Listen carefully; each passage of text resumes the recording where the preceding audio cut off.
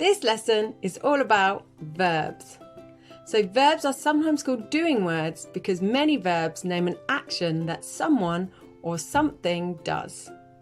Many verbs also name states or feelings, such as I like something.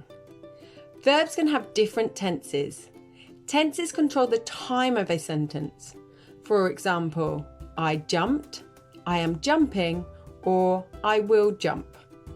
Many people mix verbs and nouns, as nouns can also name actions and states.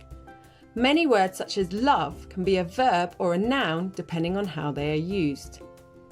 So one tip for finding a verb or verbs in a sentence is to change the tense or time of the sentence and see which words change. For example, I will eat dinner at 6 versus yesterday I ate dinner at 6. Since the words that change from one sentence to another were will eat and ate, then we know those are the verbs of the sentences.